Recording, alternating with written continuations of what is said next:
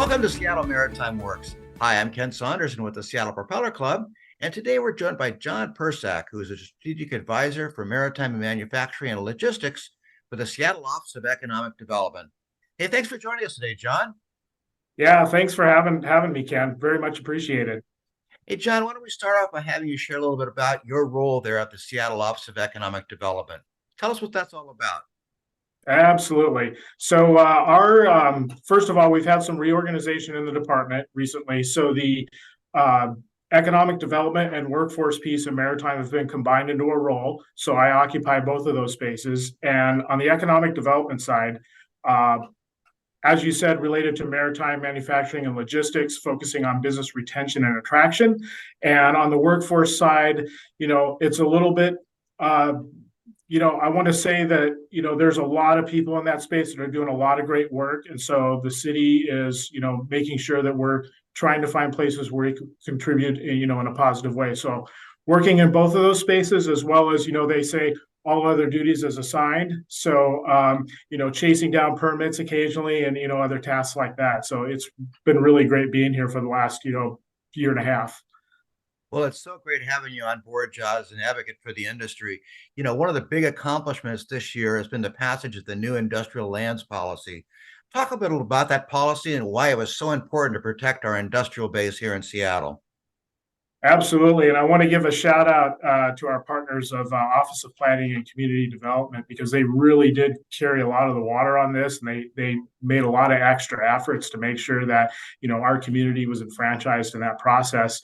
And I think the most important takeaway from that, and watching the mayor sign that piece of legislation, is that now we have some stability in terms of, what to expect in terms of development in our industrial lands footprint. And, we haven't really had a conversation like that since 2007. The other important thing is we have a list of tasks and priorities that is set for us, so that, we're not just going to pass legislation and walk away from it. We're going to try to find strategies to implement that.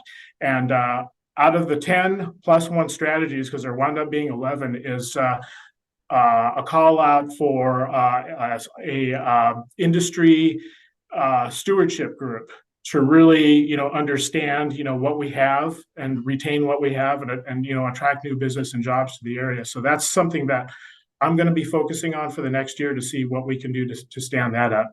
But all in all, it was a really important piece of legislation. The fact that we got a unanimous vote from council really set the tone moving forward. That really was awesome, John. Hey, you just mentioned business retention. Talk about some of the work that you're doing in that area to help our manufacturing and maritime industries continue to thrive. Absolutely. I think one of the biggest pieces that, I can do here at OED is just making sure that, our partners out in the community and businesses, as well as workforce group, really understand where the city's going on a policy perspective.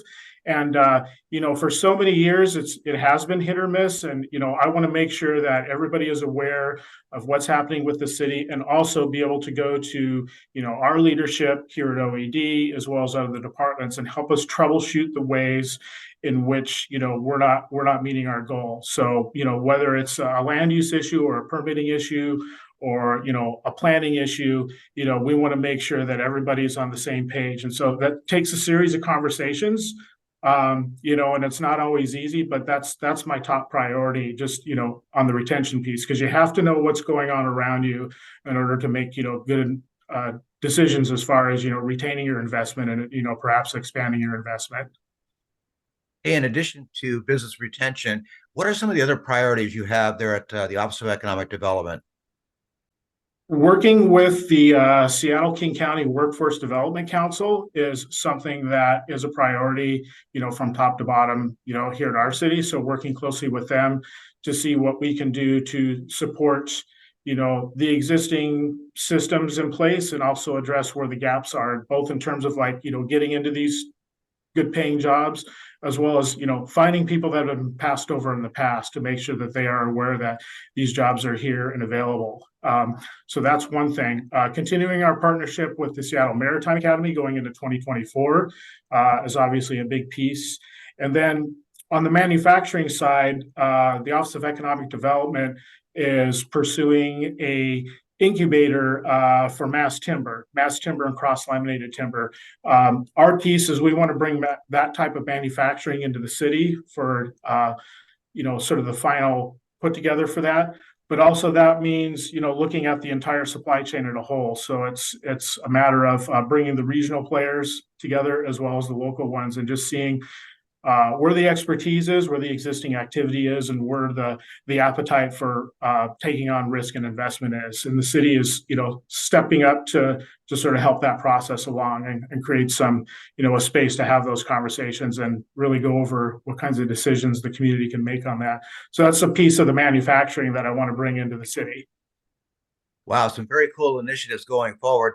Hey, John, you've been involved with the maritime manufacturing industry for a number of years. Why is that such a great career opportunity for young people? Yeah, that's a really great question.